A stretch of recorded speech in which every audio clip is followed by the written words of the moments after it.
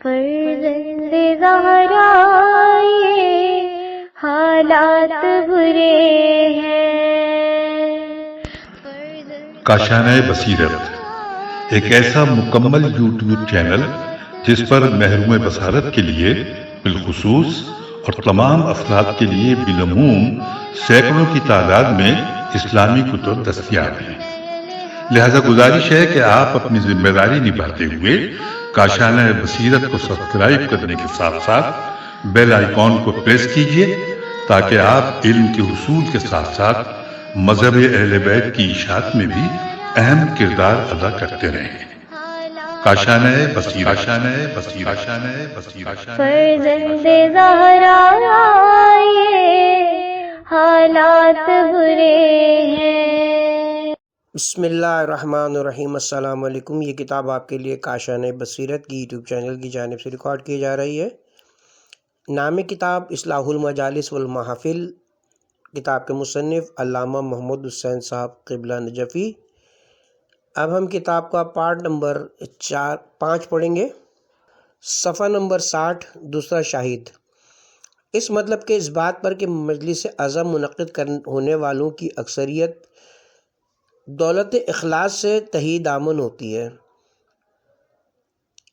دوسرا شاہد یہ ہے کہ ان مجالس کے انعقاد سے نام و نمود کی خواہش اور اپنے ٹھاٹ باٹ کی نمائش اور دوسروں کی تحقیر کے ساتھ ساتھ اپنے توفق اور زیبائش کا اظہار مقصود ہوتا ہے، اور اسی غلط جذبے سے سرشار ہو کر وہ بعض اوقات ایسے امور کا ارتکاب کر بیٹھتے ہیں جو کہ شرعاً ناجائز یا کم از کم مرغوب نہیں ہے۔ اس سلسلے میں بڑے تکلفات باردہ سے کام لیا جاتا ہے۔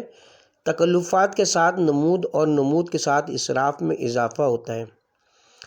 حقہ، پانی، شیرنی، نوبت، نقارہ، امام باڑوں کی تزئین و آرائش، چراغاں، جھاڑ، فانوس اور آئینہ وغیرہ سامان سے ان کی اس طرح زیبائش کی جاتی ہے کہ وہ بجائے اعضا خانے کے محفل یا نشاط خانہ معلوم ہوتے ہیں، اور بیجا تکلفات میں پڑھ کر ایسے اہتمام کیے جاتے ہیں جو کہ خوشی و مسرت کے جشنوں کے ساتھ مخصوص ہیں، اور مجالس غم کے ساتھ انہیں دور کا بھی کوئی تعلق نہیں ہے۔ ہم یہ سمجھنے سے قاصر ہیں کہ ان اسباب عیش و سرور کو عزائے سید الشہداء روح الفدا کے ساتھ کیا تعلق ہے۔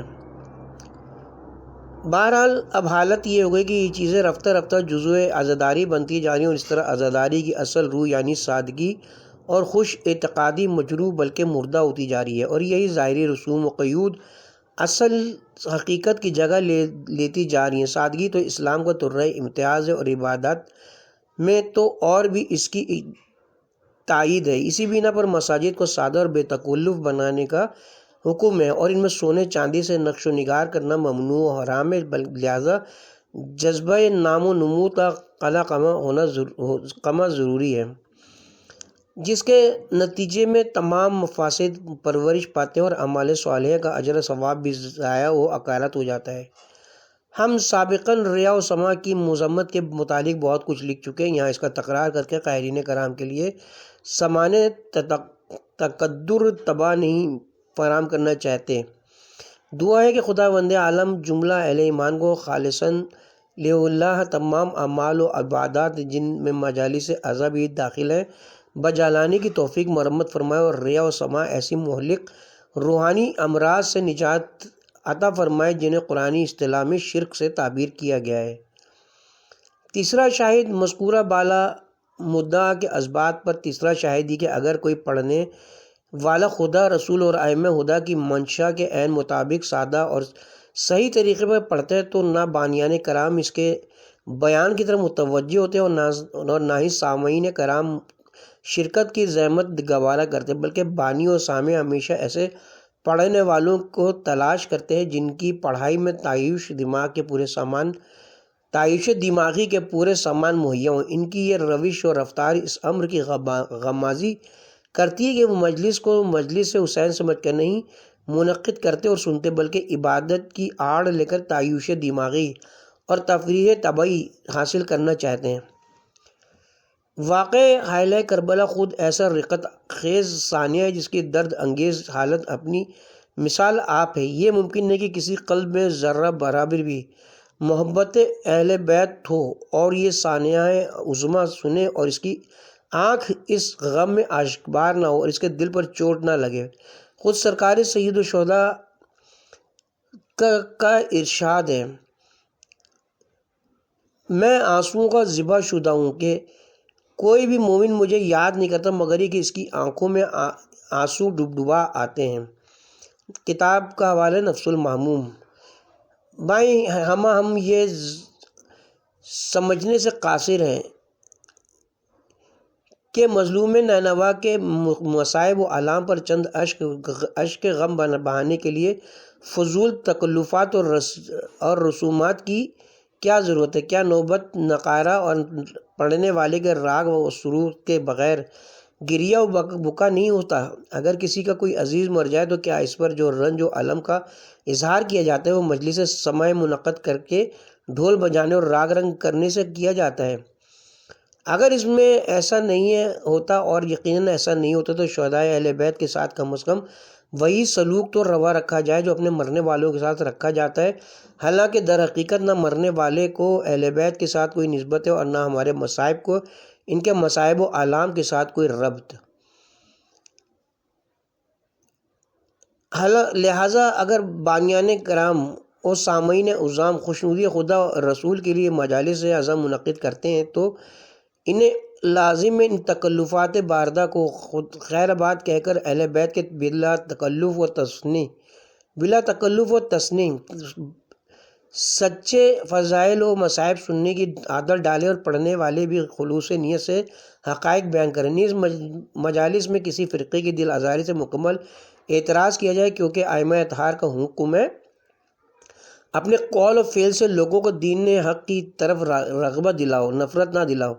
یہ ہماری مجالس و محافل اخلاقی ادارے ہیں اور ان میں کسی اسلامی فرقے کی دل آزاری نہیں ہونی چاہیے، بلکہ ایسا طرز مجلس خوانی اختیار کرنا چاہیے کہ برادران اسلامی شوق سے شرکت کرے اور سرکار حسینی میں اپنی عقیدت و ارادت کے پھول نثار کر سکیں۔ اگر پڑھنے والے بعض مخصوص اغراض کے پیش نظر یہ روش اختیار نہ کرنا چاہیں تو بانیان کرام و سامعین عظام کا فرض ہے کہ ان کو اس ڈگر پر مجبوراً لائیں، کیونکہ یہاں کچھ راہ رو ایسے بھی ہیں جو زیادہ پیما ہیں، نہ رہبر کے اشارے پر نہ منزل کے سہارے پر۔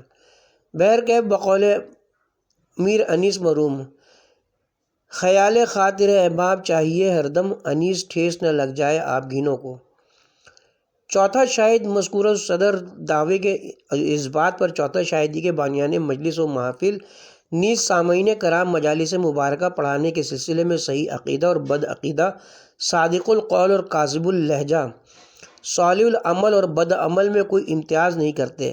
حالانکہ اگر یہ مجالس خالصاً لوجہ اللہ منعقد کی جائیں تو لازم ہے کہ بد عقیدہ اور بد عمل افراد کو حسینی سٹیج کے نزدیک نہ آنے دیا جائے، کیونکہ جب پڑھنے والا کا خود خویشن گم است قرار رہبری کند کا مصداق ہے تو اس سے افادہ اور استفادے کی توقع کیا ہو سکتی ہے؟ ضروری ہے کہ ممبر پر آنے والوں کے عقائد و اعمال شرعیہ مقدسہ کے عین مطابق ہوں یا بلا تشبیہ۔ بقول صاحب زہر الربیع مؤذن حمص کی طرح صرف ان کی خوش آوازی کی وجہ سے ان کو ممبر پر جگہ نہ دی جائے، اگرچہ عقیدتاً و عملاً کچھ اور ہی ہوں گے۔ مؤذن حمص کا عجیب واقعہ۔ مؤذن حمص کا واقعہ یوں ہے کہ ایک آدمی بیان کرتا ہے کہ میں حمص شہر میں وارد ہوا، جب نماز کا وقت ہوا تو خوش آواز شخص نے اذان دینا شروع کی، اشہد ان محمد رسول اللہ پر پہنچا تو اس نے یوں بگاڑ کر ادا کیا، ان اہل حمص یشہدون محمد رسول اللہ، یعنی حمص کے لوگ گواہی دیتے ہیں کہ حضرت محمد خدا کے رسول ہیں۔ میں نے قاضی شہر سے حقیقت حال دریافت کی، انہوں نے بتایا کہ ہمارا جو مؤذن مقرر ہے وہ تعطیلات پر گھر گیا ہوا ہے۔ اس کے جانے کے بعد ہمیں خوش آواز مؤذن کی ضرورت تھی، ایسا شخص بدقسمتی سے مسلمانوں میں تو نہ مل سکا، اس لیے ہم نے چند روز کے لیے ایک یہودی کی خدمات مستعار لی، اور چونکہ وہ حضرت صلی اللہ علیہ وسلم کی رسالت کا قائل نہیں ہے اس لیے وہ ان اہل حمص یشہدون ان محمد رسول اللہ کہتا ہے۔ ہمارے سادہ لوگ عوام نے بھی یہی غلط نظریہ قائم کر رکھا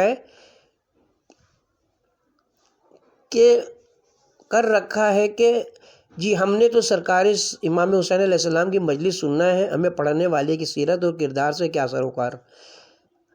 اگر ان حضرات کا یہ نظریہ صحیح ہے تو ان کو برادران اسلامی پر اعتراض کرنے کا کیا حق حاصل ہے، جب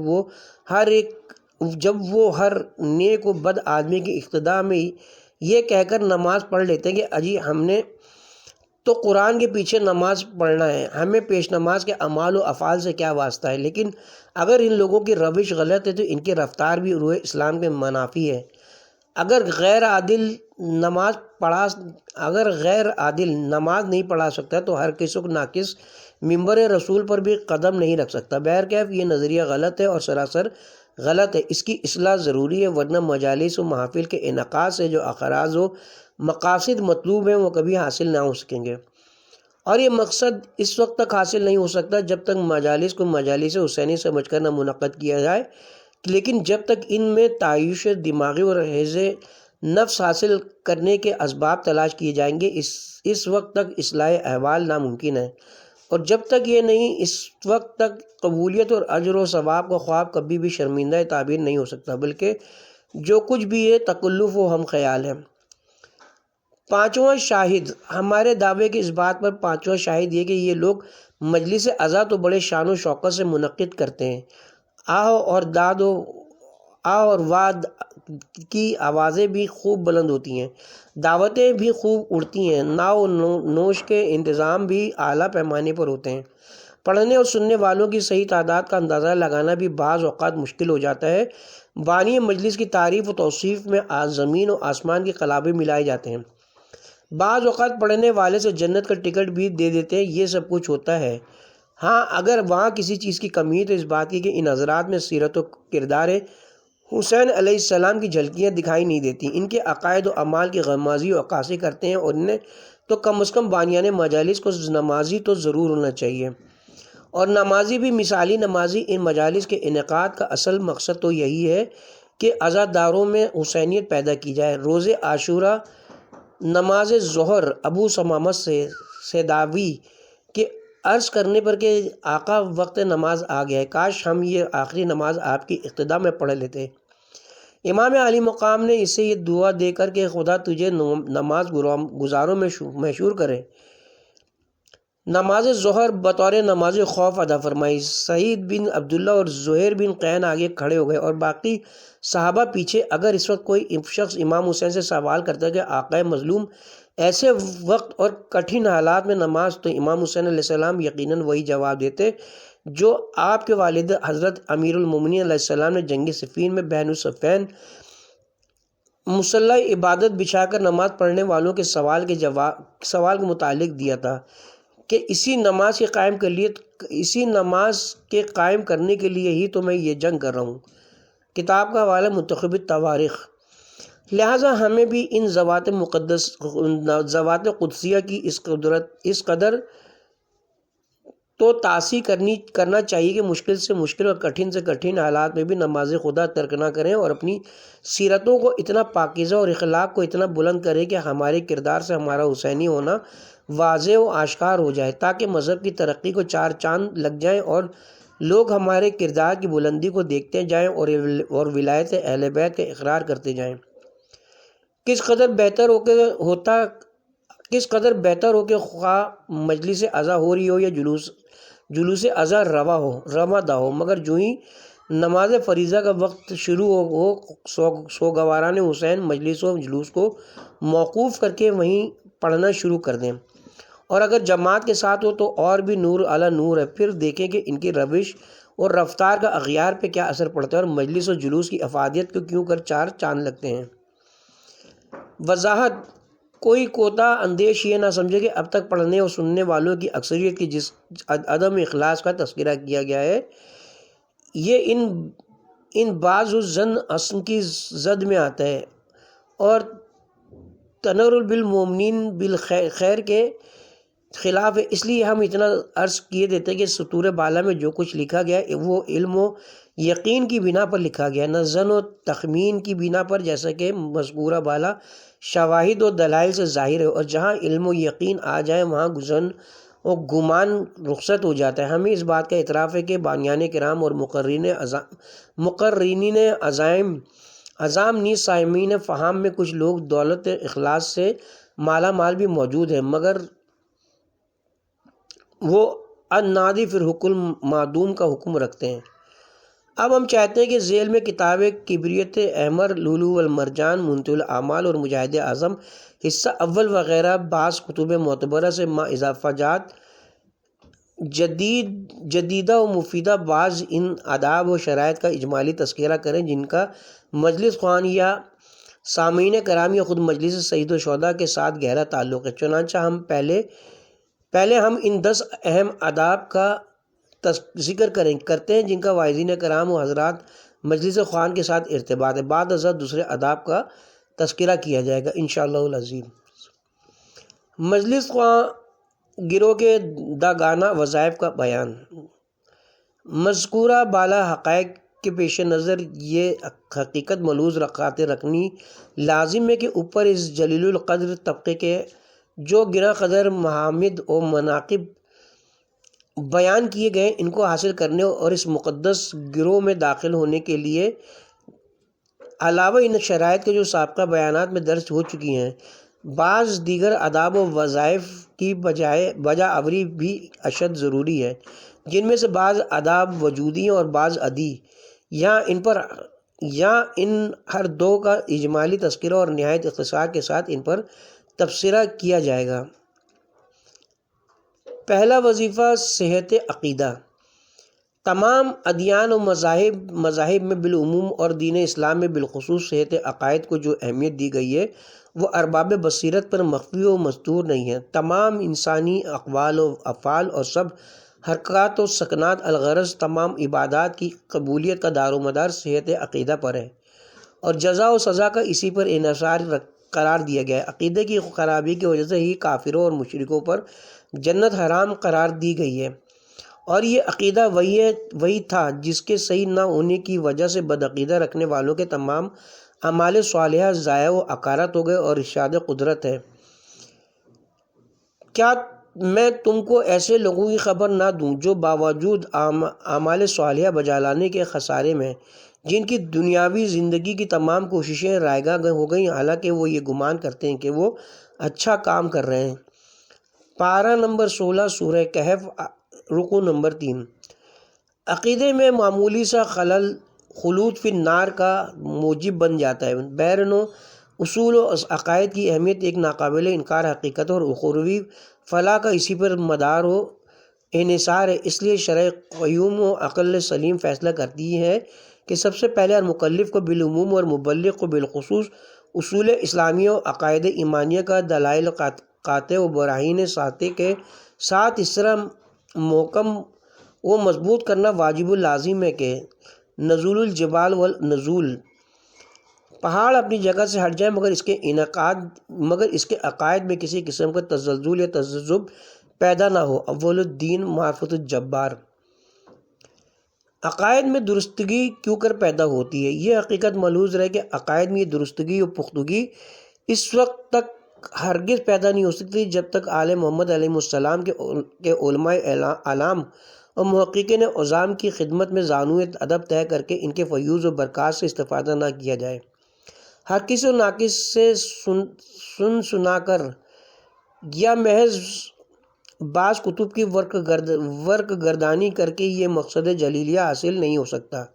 بحار الانوار جلد نمبر 1 میں بحوالِ غوالی اللائی جناب رسول خدا صلی اللہ علیہ وسلم سے مروی ہے، فرمایا علم کو علماء کے سونہوں سے حاصل کرو، نیز فرمایا کاپیوں والے لوگوں سے بچنا کہ کہیں یہ کرم کتابی تمہیں دھوکہ نہ دے دیں۔ اسی لیے فرمایا گیا ہے محض کتابوں سے علم حاصل کرنے والوں سے اجتناب کرو، کیونکہ وہ اس قدر اصلاح نہیں کرتے جس قدر فساد کرتے۔ اس کی وجہ سرکار علامہ حلی علی مقامہ نے اپنی کتاب تحریر الاحکام کے مقدمے میں یہ بیان فرمائی ہے کہ ہر علم کے کچھ مخصوص اسرار و رموز ہوتے ہیں جن پر صرف کتب کے ذریعے عطا حاصل نہیں ہو سکتی، اس لیے ہر علم کا اس کے جاننے والے علماء حضرات سے حاصل کرنا واجب و لازم ہے۔ اسی بنا پر معصوم نے فرمایا ہے علم کو علماء کے منہوں سے تلاش حاصل کرو، اور ان لوگوں سے علم حاصل کرنے کی ممانعت فرمائی جنہوں نے علم محض ذات کتب بینی سے حاصل کیا ہو۔ چنانچہ حضرت صلی اللہ علیہ وسلم فرماتے ہیں تمہیں کتابوں والے دھوکہ نہ دیں۔ صاحب کبریت احمر حضرت امام جعفر صادق علیہ السلام سے نقل کرتے ہیں، فرمایا جو شخص کسی حقیقی عالم صادق سے سنے بغیر کوئی عقیدہ قائم کر لے، اسے مرتے دم تک خدا دینی امور میں سرگردہ رکھتا ہے۔ آج باوجود یہ کہ مجالس و محافل کی کثرت ہے، مگر عقائد میں بجائے یگانگت و پختگی کے الٹا ان میں اختلاف و افتراق۔ اس کا سبب یہی ہے کہ لوگ علماء حق سے دور ہو گئے ہیں اور علماء سو کے دام تزویر میں پھنس گئے ہیں۔ اس لیے اب تک قوم کی اکثریت کی ذہنی حالت اس قدر معوف و مفلوج ہو چکی ہے کہ اس میں فاضل و مفضول، صالح و طالح، ہادی و مفصل، محق و مبطل اور عالم و جاہل میں تمیز کرنے کی قوت ہی مفقود ہو چکی ہے۔ چنانچہ وہ ہر کائیں کرنے والے کے پیچھے لگ جاتے ہیں، اور جب کچھ عرصے کے بعد اس کے عقائد و اطوار اور سیرت و کردار کا بھانڈا عین چوراہے پر پھوٹ جاتا ہے تو بموجب اس سے بھی بدتر کے جال میں پھنس جاتے ہیں اور زبان حال سے پکار رہے ہوتے ہیں، چلتا ہوں تھوڑی دور ہر ایک تیز رو کے ساتھ، پہچانتا نہیں ہوں ابھی راہبر کو میں۔ افسوس جس قوم کے نام نہاد مبلغین و مقررین اور ذاکرین کی اکثریت کے اپنے اعتقاد غلط اور بے بنیاد ہوں، وہ دوسروں کے عقائد کی کیا خاک اصلاح کریں گے۔ یہ حقیقت اگرچہ بہت تلخ ہے مگر ہے بہرحال حقیقت کے بدعقیدہ و بدعمل ملاؤں کا وجود ابلیس کے وجود سے بھی قوم و ملت کے لیے زیادہ ضرر رساں اور نقصان و ضیاع کا باعث ہے۔ ولولا عاصم۔ صفحہ نمبر 70 قوم کی حالت زار۔ یہ حقیقت آیا راچہ بیان کی مصداق ہے کہ وہ قوم جو ان 14 معصومین کی نام لیوا ہے، جو تعداد میں کہیں 5 کہیں 12 اور کہیں 14 نظر آتے ہیں، مگر مقام اعتقاد و عمل میں سب ایک دکھائی دیتے ہیں۔ اس کے اختلاف و افتراق کا یہ عالم ہے کہ آج جتنے مبلغ ہیں اتنے ہی عقائد، اور جتنے افراد قوم ہیں اتنے ہی نظریات ہیں۔ بعض سادہ لو عوام آج مسلم ملاؤں کے ذاتی اقتدار کے دنگل و اکھاڑے دیکھ کر جو اپنے ذاتیات پر ہمیشہ دینیات کا لیبل لگاتے ہیں، مذہب حق سے بھی متنفر نظر آتے ہیں، حالانکہ یہ ان کا احمقانہ اقدام ہے۔ طلب افضل اور رجوع الی الاکمل کا جوہر انسانی فطرت و سرنوشت میں داخل ہے۔ مریض کا اچھے حکیم کی طرف، مستغیث کا اچھی عدالت اور بہترین وکیل کی طرف، اسی طرح تمام شعبہ حیات میں اس کے لیے سب سے بہترین ماہرین کی طرف رجوع کرنا اسی انسانی فطرت کے عملی مظاہر ہیں۔ نامعلوم دین کے معاملے میں اس جوہر ذاتی کو کیوں معطل کر دیا جاتا ہے؟ یہاں ملاؤں کے باہمی اختلاف اور انتشار کی صورت میں افضل افراد کی طرف کیوں رجوع نہیں کیا جاتا، اور اپنے مراکز علم و علماء کی طرف رجوع کر کے حق و باطل میں کیوں فیصلہ نہیں کرایا جاتا؟ ہمارے مذہب کا تو سنگ بنیادی افضل و مفضول کے امتیاز پر قائم ہے، گر حفظ مراتب نہ کئی زندگی کیا۔ ہماری قوم زمانہ غیبت امام عالی مقام میں شتر بے مہار، اس کی زمام قیادت کسی ہاتھ میں نہیں ہے۔ کیا اس کی رشد و ہدایت کا ہادیان دین نے کوئی انتظام و انصرام نہیں فرمایا؟ حاشا و کلا، خدا کی آخری حجت نے اس وقت تک غیبت اختیار ہی نہیں فرمائی جب تک اپنے نام لیواؤں کی دینی رہبری کا انتظام نہیں فرما لیا۔ فرماتے ہیں نئے مسائل میں ہمارے حقیقی راویان اخبار و آثار کی طرف رجوع کرو۔ احتجاج تبریسی، اکمال الدین شیخ صدوق، غیبت شیخ صوتی، سیزدہم بہار وغیرہ۔ لہذا ہم ہمارے موجودہ حالات کی اصلاح کا راز فاضل علماء اعلام کی طرف رجوع کرنے میں پوشیدہ ہے۔ خدا کرے ہماری قوم خواب غفلت سے بیدار ہو۔ کتاب کا حوالہ ہے۔ ہمارا یہ خیال اس رسالے کی پہلی اور دوسری تیسری اشاعت کے وقتہ اب جبکہ چوتھی طباعت ہو رہی ہے بفضل تعالیٰ علماء حق کی شبانہ روز کی کئی سال کی تحریری و تقریری کاوشوں سے ملک میں نظریاتی اور عملی انقلاب برپا ہو چکا ہے۔ قوم کی اکثریت خواب گراں گوش سے بیدار ہو چکی ہے اور اب ہر جگہ حق و اہل حق کا بول بالا اور باطل و اہل باطل کا منہ کالا ہو رہا ہے۔ الحمدللہ۔ جناب امیر علیہ السلام فرماتے ہیں، ایسی قوم بنو کہ جب اسے پکارا جائے تو بیدار ہو جائے، اٹھو وگرنہ حشر نہ ہوگا بپا کبھی، دوڑو زمانہ چال قیامت کی چل گیا۔